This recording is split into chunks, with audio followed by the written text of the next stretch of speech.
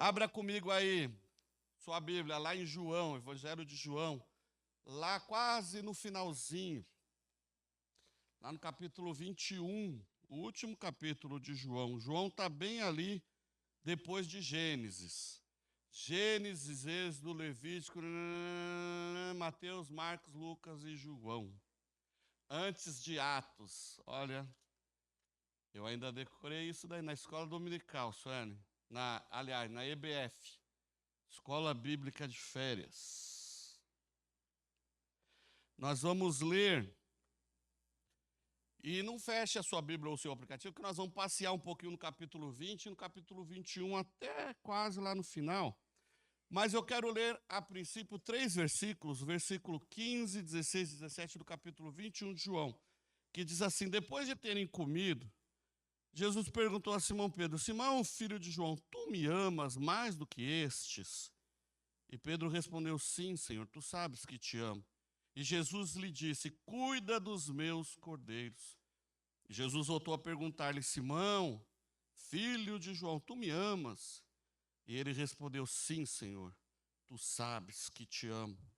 E Jesus lhe disse: pastoreie as minhas ovelhas.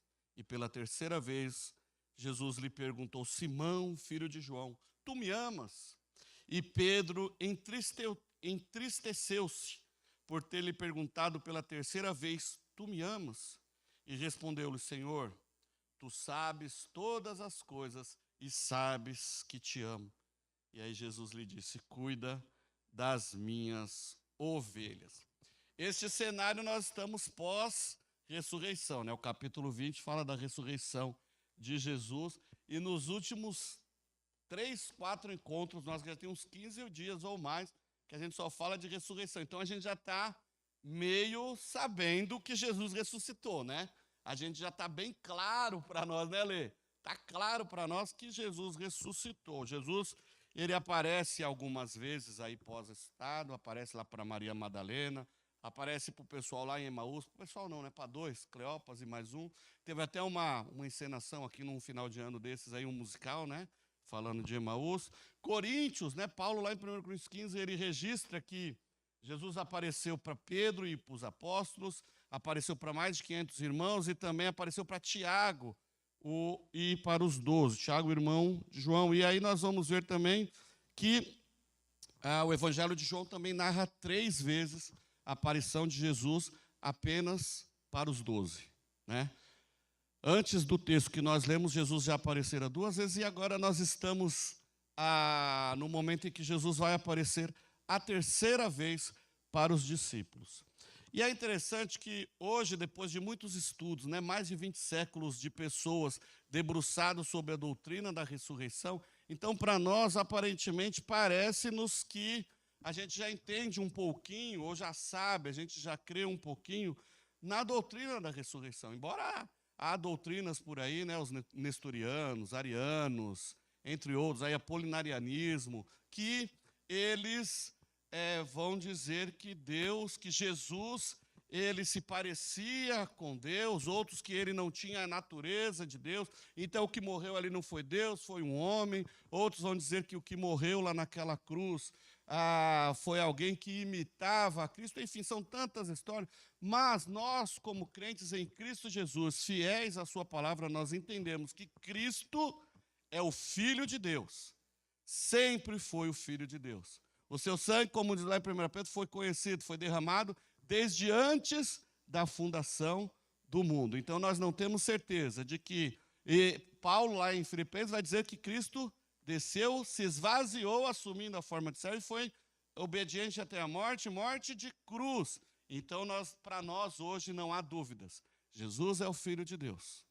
Jesus morreu naquela cruz por nós. Ao terceiro dia ressuscitou, vida longa ao Rei. E em breve voltará para buscar-nos juntamente com os santos de todas as eras, de todo o tempo. Estaremos com ele por toda a eternidade. Nós entendemos isso, mas muitos naqueles primeiros dias, acabara de acontecer a ressurreição, muitos ainda estavam confusos. Maria Madalena, quando aparece lá no túmulo para talvez homenagear, chorar um pouco o luto, Ela chega até lá e vê aquela pedra removida, não vê mais Jesus, e ela sai correndo até os discípulos, né? Nós falamos muito disso. E os discípulos, então, eles vão até lá, até o túmulo, Pedro e João vão até lá, e eles não encontram Jesus, eles não veem Jesus, mas eles encontram bastante evidências de que Jesus ressuscitou, mas eles não entenderam. E quando eles olham para tudo aquilo lá, eles não veem Jesus ali, eles se entristecem e voltam para casa. Isso está lá no finalzinho do versículo, do capítulo 20. Eu quero orar com vocês. Pai, fala conosco através da tua palavra. Não nos deixe voltar atrás, não nos deixe voltar para o passado, se empolgar com o passado, mas que nós possamos olhar para Cristo, olhar para o Senhor e avançarmos, aprendermos com as nossas frustrações, mas acima de tudo que nós possamos avançar, porque o céu é o que nos aguarda, o céu é a nossa esperança, a nossa recompensa. Pai, muito obrigado. Fala aos nossos corações nesse tempo agora, em nome de Jesus. Amém. Então o texto diz que, porque eles não entendiam a Escritura, eles voltaram para casa. Que pena. Maria Madalena, ela foi a única que também sentiu esse desejo de voltar atrás, mas ela esperou, eu acho que ela ficou tão frustrada de não ver ali os discípulos, de não ver Jesus, de que ela cai em prantos, ela fica desnorteada. Mas olha que interessante, enquanto ela está ali reclamando, buscando, orando, pensando, né, poxa vida, onde levaram o meu mestre? Cadê? Por que ele não está aqui? Queridos, olha que coisa linda que acontece. De repente alguém aparece na frente dela e ela acha que é o jardineiro, né? Poxa, foi você que levou ele. Ela estava tão desiludida que ela não olhou nem para cima, assim, ó. Acho que ela estava no chão, só olhou ali as canelas ali. E aí ela começa a reclamar e de repente ela ouve a voz. A voz. Vocês estão conseguindo ouvir a voz? A voz do mestre. Maria. Hofferman. Ari. Bruno. Regi. A voz do mestre. A voz do mestre. E ela olhou, ela identificou, quando ela ouve aquela voz, ela não se contenta, ela agarra. Gente, vocês conseguem imaginar Jesus aparecendo aqui agora? Eu agarro, eu sou gordinho, eu sei disso, mas eu chego primeiro que vocês, que eu saio pulando, correndo aqui, atrapalhando todo mundo, eu quero primeiro. Ela agarrou Jesus e Jesus faz o quê? Maria, segura um pouco aí, segura um pouco, corra, avisa os discípulos para a gente se encontrar lá na Galileia. Então Maria, ela sai saltitante, feliz. Por quê? Porque ela embora tenha se frustrado, ela se rendeu por ali, talvez sem forças para voltar para trás onde ela estava, como Pedro e João fizeram. E o fato dela ficar ali, aguardar por mais um pouquinho, ela pôde presenciar, ela pôde receber, ela pôde ver, ela pôde tocar, ela pôde encontrar com Cristo, meus irmãos. Ela pôde ver o mestre. Às vezes eu fico pensando que muitas vezes, quando nós não encontramos respostas que buscamos, muitas vezes quando nós não recebemos aquilo que esperamos receber, muitas vezes quando nos decepcionamos, nós jogamos a culpa no Senhor. E o pior, a gente volta para trás. A gente volta para o passado. A gente quer voltar lá da onde o Senhor nos tirou. Lá da onde o Senhor mandou você sair, a gente quer voltar, porque as frustrações fazem isso. E nós precisamos aprender a lidar com as frustrações, porque quando o Senhor nos diz não, quando o Senhor nos diz aguarde, quando o Senhor nos diz espere, queridos, é porque a bênção também está na negativa de Deus. É porque Ele sabe o que está fazendo. Deus é soberano sobre todas as coisas. E muitas vezes quando nós questionamos, nós não estamos entendendo de que a bênção está bem perto. Nós não podemos deixar que as frustrações tomem conta das nossas emoções ou domine o nosso coração. Nós precisamos ver que as coisas estão perto. Nós precisamos buscar com os olhos do Senhor, enxergar com os olhos do Senhor e notar, perceber que a bênção está a alguns metros de nós. As bênçãos estão a alguns passos de nós. As bênçãos estão por perto. Nós somos seres espirituais. Nós cremos num Deus soberano que está cuidando, guardando, providenciando todas as coisas. Às vezes nós passamos por alguns apertos, mas se nós não olharmos para trás e continuarmos avançando, como Paulo fala, né? Que a gente precisa olhar para frente e avançar, deixando para trás todas as coisas que para trás ficam, o avanço para o prêmio da minha soberana vocação. Irmãos, precisamos olhar para frente, ouvir a voz do Senhor e sermos sensíveis. Precisamos crer que a promessa está próximo, a bênção está perto, a resposta está perto, nós não podemos desistir, nós precisamos confiar. Há uma história de um alpinista que foi realizar o maior sonho da vida dele, de escalar um monte lá, não sei onde, um monte gelado, aquela coisa gelada. E quando ele estava bem pertinho de alcançar o seu objetivo, por algum motivo aquela corda quebrou. E ele despencou lá de cima. E aí, de repente, já parou. E ele ficou amarrado, ele ficou pendurado.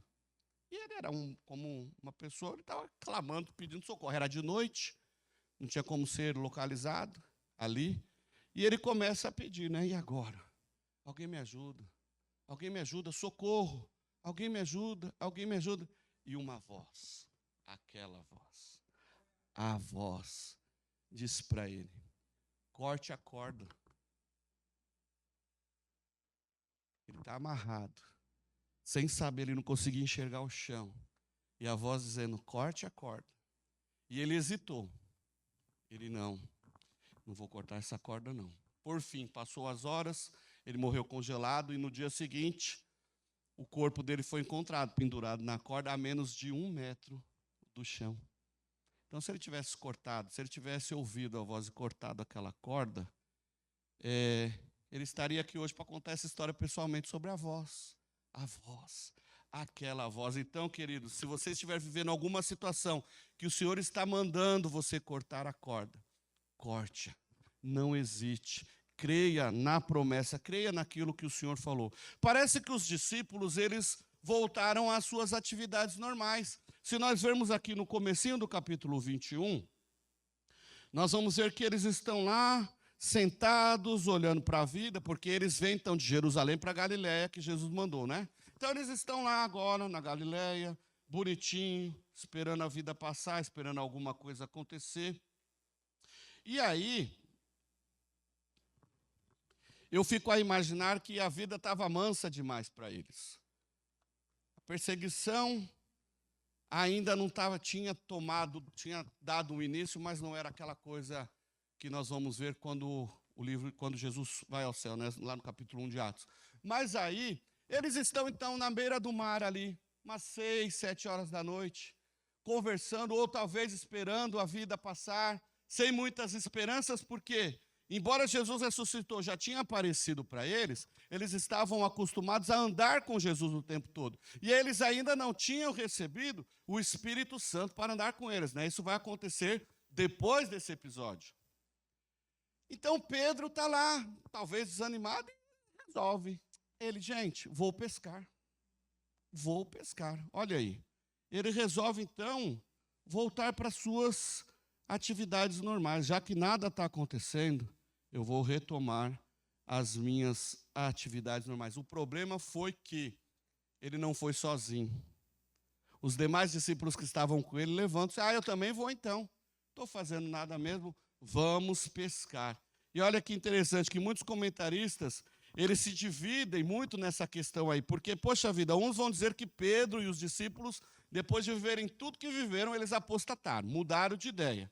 Outros vão dizer que, era impensável que Pedro e os discípulos pudessem pensar em retornar a uma ocupação anterior, depois de tudo que eles viram e viveram. E outros ainda vão achar que foi uma atividade empreendida pelo desespero.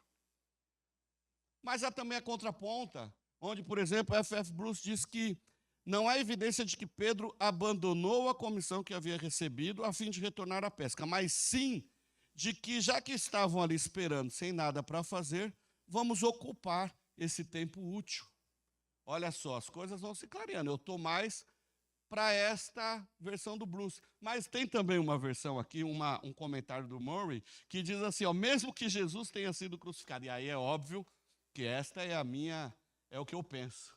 Mesmo que Jesus tenha sido crucificado, mesmo que Jesus tenha sido ressuscitado, os bonitinhos precisavam comer, não é isso? Então, peraí, estou com fome, preciso, né, encher, me manter, até porque saco vazio não para em pé, não é isso que dizem por aí? Então, por isso que eu tenho também que me alimentar, e vocês percebem que eu me alimento bem. Ana não ri. Então, eu creio que a verdade está entre esses dois extremos. Eu não acredito realmente que eles tenham apostatado, mas até porque eles precisavam de alguma... Vocês já perceberam que quando a gente está sem fazer nada, a gente começa a maquinar só coisa que não presta, né? Então, eu imagino que eles já estavam quase chegando nisso daí, quando, então, eles vão pescar. E olha que coisa interessante. Eles vão e eles passam a noite toda ali pescando. E aí nós vamos ver que, ainda que não fosse intencional, de alguma forma óbvia, Pedro olhou para o passado. Pedro voltou ao seu passado, né? É impossível Pedro não ter lembrado da vida que ele levava antes de ter um encontro com Cristo. Antes de tudo que ele passou com seu irmão André. Antes de tudo que ele passou com Pedro, João, com Zebedeu, as pescas, tantas coisas aconteceram. E foi naquele mar, provavelmente ali naquela margem onde eles estavam. Né? João, ele cita o mar de Tiberíades, mas os outros evangelhos vão dizer Genezaré e Galileia, que é tudo a região. São 3 nomes diferentes, bonitinhos, para o mar da Galileia. Então ele está de volta ao mesmo lugar, lá da onde Jesus o tinha tirado, lá em Lucas 5. O passado de Pedro o fisgou. Agora a gente pensa, quantas vezes nós temos deixado nos levar pelo passado? Quantas vezes o nosso passado também nos fisga? Né, nós precisamos, irmãos, olhar para frente, né, ter a visão de águia, não dá para voltar para trás. A gente precisa evoluir, crescer. Nós não podemos viver uma vida desregrada, nós não podemos viver uma vida sem compromisso com o Senhor, acreditando mais na sorte do que na promessa. Ah, se der certo, deu. Não, irmãos. Creia naquilo que o Senhor falou para você. Creia naquilo que Ele profetizou para você. Creia na promessa que Ele tem para você. E Deus sempre tem algo novo para a sua vida. Deus tem sempre algo novo e algo melhor para você. Olha só, ao passarem a noite toda ali pescando, Pedro se lembrou com tristeza do seu passado. Sabe por quê? Porque ele deve ter lembrado daquela pesca fracassada. Se nós lermos Lucas 5, quando Jesus chama Pedro, Jesus está à margem do rio pescando, pregando, certo? Lucas narra que Pedro, João e os demais, eles passaram uma noite inteirinha pescando e não pegaram nada. Vocês não acham que, se Pedro está novamente passando por aquele cenário, você acha que ele não lembrou disso? Lembrou, sim. E aí eu imagino que ele deve ter chegado a uma grande conclusão. Voltar para um passado vazio é querer viver um presente pior ainda. Então nós precisamos entender que aquela pesca fracassada fez com que Pedro se afastasse de Jesus. Então, nós não podemos insistir em voltar ao lugar onde Jesus nos tirou. Pedro e seus companheiros passaram a noite toda ali pescando e não pegaram nada. Mas olha aqui, eles já estão, a madrugada passou, o dia já está amanhecendo e eis que alguém olha lá para a margem e tem um tiozinho ali, não um tiozinho não, né, mas um jovenzinho. E aí João começa a ver fumaça, e eles ali, o barco vazio, então eles tinham tempo para ficar olhando, né? Pescaram, cansados, só o pó, não aconteceu nada, e eles começam a ver fumaça, tem fumaça ali, e de repente, a voz, aquela voz, jogue as redes para o lado direito. Pedro estava tão desiludido da vida que ele não ouviu a voz. Mas João, com muito esforço, o texto diz que João ouve a voz e reconhece a voz. Eu conheço essa voz. Eu estou reconhecendo, é a voz de Jesus. Pedro, é Jesus. Jesus que está ali, é Ele que está nos chamando. Olha que coisa interessante. Lá em Lucas 5, quando Pedro é convocado para o apostolado. Ali ele não entendeu que Jesus era o Filho de Deus, eles estavam se conhecendo. E quando Jesus, lá em Lucas 5, no primeiro milagre, quando Jesus diz para ele jogar a rede, que ele puxa, ele vê o milagre acontecer, e ele pula e ele diz assim: Senhor, afaste-se de mim, porque eu sou um pecador. Eu não quero relacionamento, eu não posso, o Senhor não pode ficar muito perto de mim não, porque eu sou pecador. Só que agora a história é outra. Pedro caminhou com Cristo 3 anos, Pedro ouviu, viu, viveu com Jesus, e agora quando ele ouve aquela voz, quando João fala, é Jesus que está ali, é Jesus mandando jogar a rede para o outro lado, Pedro reconhece Jesus, Pedro se veste e pula na água, só que agora ele não foge de Jesus, ele vai ao encontro de Jesus. Queridos, quando nós estivermos querendo voltar para o nosso passado, não importa o que nós fizermos, não vamos fugir de Jesus. Vamos voltar-se para Ele, vamos atrás dEle, custe o que custar. Ah, voz, que doce voz. E eles correm, eles vão em direção a Jesus. E Pedro, lá está ele, Jesus. E Jesus, olha aqui como Jesus é maravilhoso, mesmo depois de ressurreto. Jesus ainda está pronto para servir aos discípulos. Jesus está lá na beira-mar, ele fez lá uma churrasqueirinha, porque o texto diz que o peixe estava na brasa e o pão estava ali prontinho para o desjejum.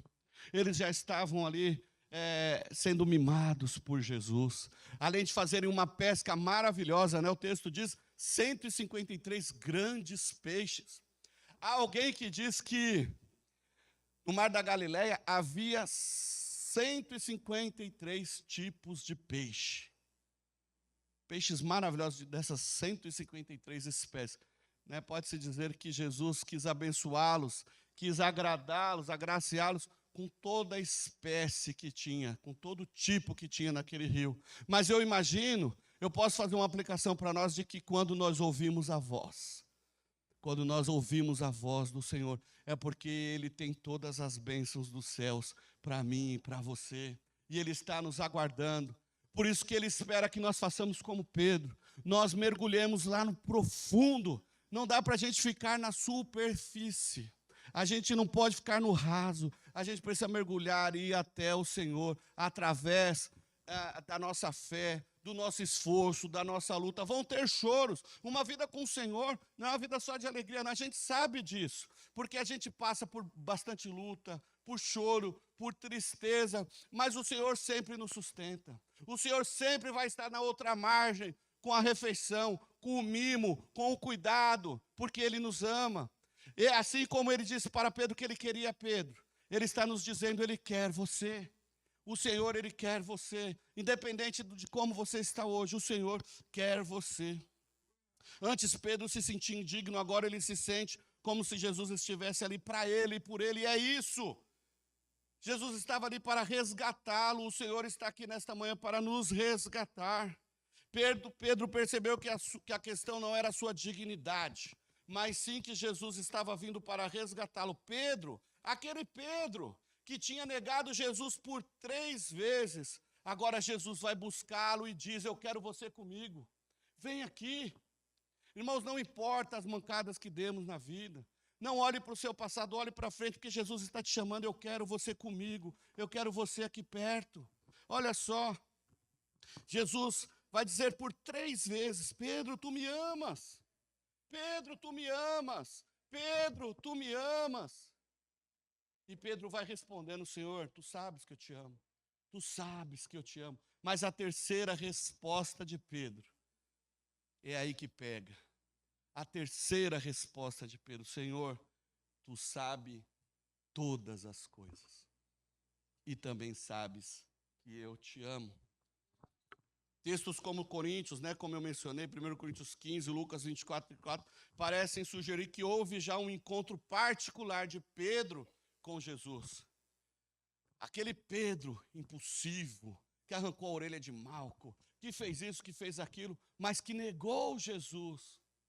Parece que eles tiveram uma conversa, e muito provavelmente foi nesse momento onde Jesus restaura o coração de Pedro, onde Pedro pede perdão, onde há uma reconciliação, onde eles ali se acertam, E esse ponto é muito significativo porque nos lembra que Pedro havia se vangloriado da sua confiança, da sua autoconfiança.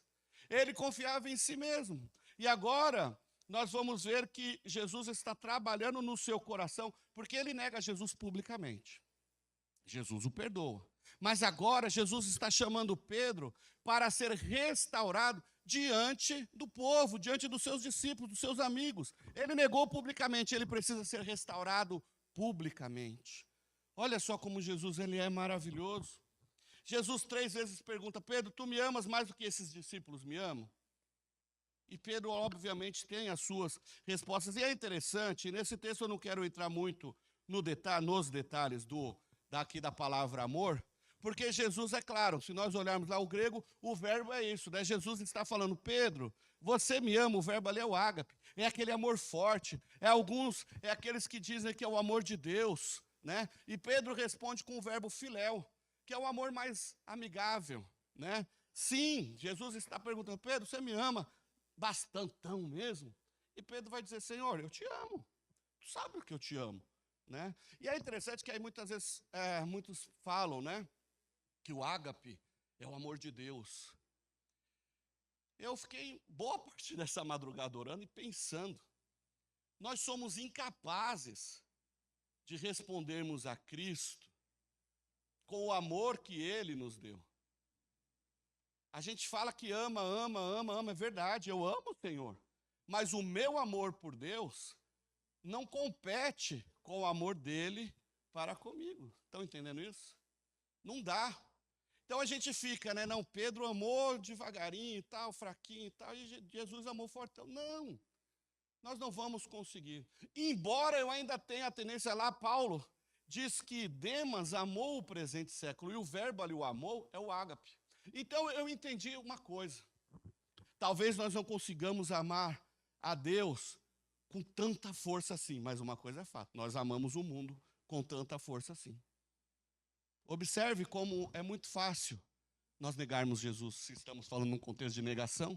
Observe como é muito fácil amarmos as coisas do mundo, abrirmos mãos de um culto para fazer qualquer outra coisa, abrirmos mão de um jejum para qualquer outra coisa, abrirmos mão da oração para qualquer outra coisa. Quarta-feira o nosso culto aqui foi uma bênção, foi maravilhoso, os céus se abriram neste lugar aqui, mas muitos estão lá no Netflix, muitos estão contra, que estão abrindo mão das bênçãos do Senhor. Então é muito fácil amar o presente século. Então, eu já não culpava, eu já não julgava o Pedro, agora menos ainda, depois que eu entendi isso essa noite. Eu julgo ele menos ainda. Mas olha que interessante aqui, então, os verbos aqui têm uma certa intensidade, mas nós vamos ver que enquanto Jesus está falando com Pedro, sobre Pedro, tu me amas, e Jesus pergunta, né, tu me amas? Pedro responde, tu sabes que eu te amo. Estudando um pouquinho mais a fundo esse texto, a questão não está no amor, no verbo amar, não está no ágape ou no filéu, mas está no verbo saber. E vocês vão entender por quê. Porque a pergunta de Jesus sonda Pedro na profundidade do seu ser.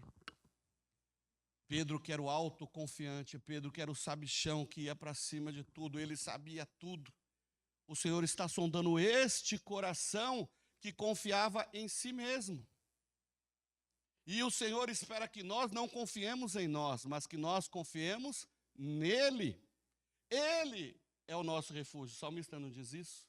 Ele é a nossa confiança. Então, muitas vezes nós confiamos em nós mesmos, nós confiamos na nossa força, nós confiamos no nosso emprego, nós confiamos na nossa inteligência, nós confiamos em qualquer coisa, menos no Senhor.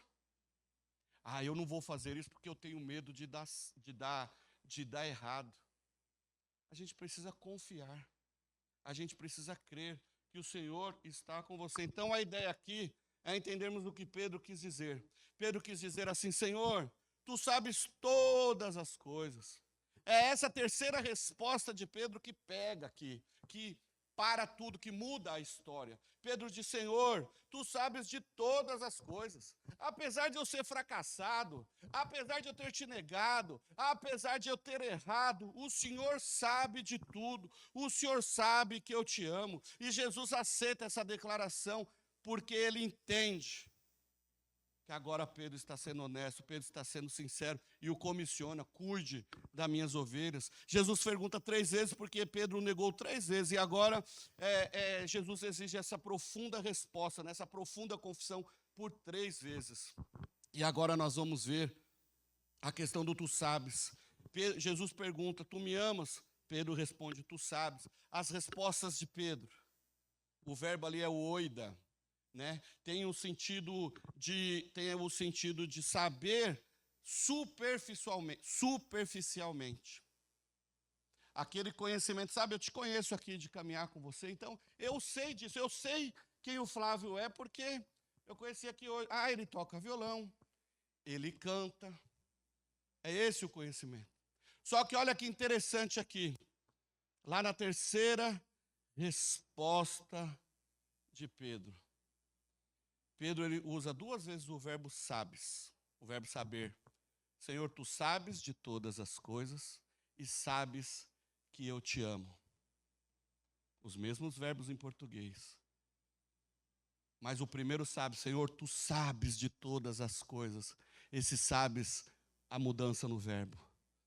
Não vai ser mais oidar, mas vai ser o gnoscos, que vem de conhecimento profundo, de relacionamento, de algo que Jesus já conhecia há muito tempo. Então Pedro responde para ele, Senhor, nós já nos relacionamos. Eu pisei na bola, tu sabes disso, mas o Senhor me conhece de andar comigo. O Senhor sabe que lá atrás, no passado, eu te amei. Continuei te amando mesmo quando falhei. Houve um arrependimento, pecado, confissão de pecado. Mas tu sabes, o Senhor viu, eu te dei provas do meu amor. Tu sabes porque no passado tu viu essa prova. Tu sabes porque eu sempre te amei. Tu sabes no decorrer da vida o que aconteceu, mas que eu te amei e continuo te amando. Olha como há uma diferença na frase. O Senhor sabe de tudo isso. E também sabes como eu te amo. Então, veja bem, Pedro está dizendo para Jesus aqui, o Senhor me conhece 100%. O Senhor me conhece aqui no raso, mas o Senhor também me conhece lá no profundo. E sabe que apesar de tudo, apesar de mim, apesar das minhas falhas, eu te amo. E aí Jesus vai dizer, então vem. Apacenta, cuida das minhas ovelhas. E eu não li o texto, mas lá no finalzinho, os últimos versículos do capítulo 21, Jesus está dizendo para ele, né, como seria o seu ministério, como seria a sua morte. Alguns vão ter que te carregar para lá e para cá, outros terão que te vestir, e os seus braços serão esticados, e você não vai ter muito mais o que fazer. E se nós lermos lá as cartas de Pedro, 1º e 2º Pedro, principalmente o capítulo 5 de 1 Pedro, nós vamos ver que ministério esse homem exerceu, que pastor ele foi, que líder ele foi. Ele cumpriu à risca aquilo que o Senhor o havia comissionado. E diz a tradição que sim, a sua morte, o seu martírio em 65, mais ou menos depois de Cristo, muito depois, bem antes do livro do Evangelho de João ser escrito, ele morreu desta forma, ele foi crucificado. E ele pede, justamente a tradição diz que ele pede para ser crucificado de cabeça para baixo, porque ele não se achara digno de ser crucificado como seu mestre Jesus. Quando nós abrimos o nosso coração, nos despimos, tiramos de nós, nos esvaziamos de nós, né? A gente é sincero com o Senhor. Quando a gente se desnuda mesmo, Senhor, eu não tenho mais por que mentir. Eu não tenho mais por que enrolar. Senhor, tu me conheces. Tu sabes o meu passado. O Senhor sabe o que eu te neguei. O Senhor sabe que eu sou fraco para isso. Irmãos, quantas vezes nós negamos Jesus no nosso dia a dia? Talvez alguém esteja nesta manhã, nesse exato momento, 11h30 da manhã, negando Jesus agora aqui dentro. Quantas vezes nós fizemos isso?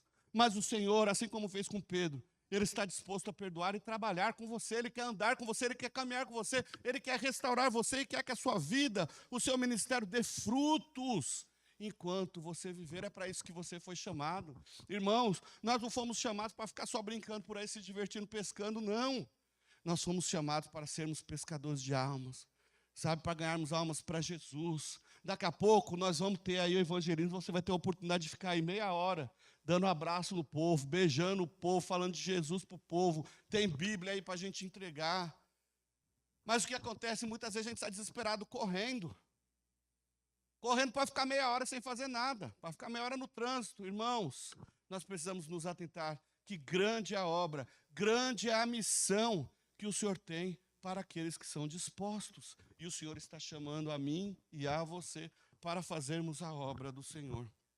Irmãos, o Senhor está nos dizendo nesta manhã: cuide das minhas ovelhas. O campo é o mundo, o pasto está aí, o curral está aí. As ovelhas estão perdidas aí. O André vai ser ordenado mês que vem, mas essa missão não é dele, só dele. Também é, viu? Também é. Não é só minha, é missão da igreja. Nós somos chamados para pastorearmos o rebanho do Senhor.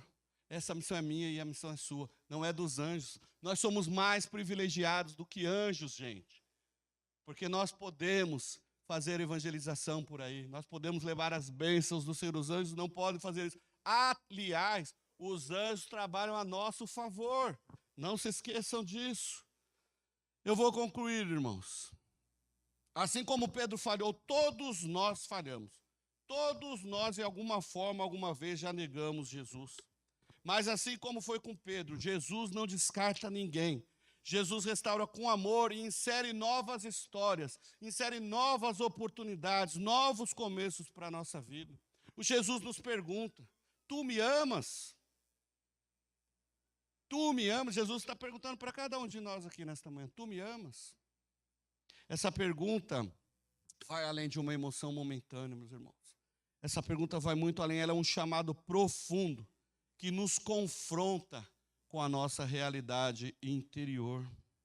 Jesus não perguntou: você promete nunca mais errar? Não foi essa a pergunta. Porque Jesus sabe que a nossa natureza pecaminosa nós vamos errar. Mas quando nós falamos: Senhor, tu sabes que eu te amo, tu sabes que eu sou um porcaria, que eu sou um tranqueira, que eu falho, mas tu sabes o meu amor. Jesus está entendendo. Nossa, o André, esse cara vale a pena. Sabe por quê?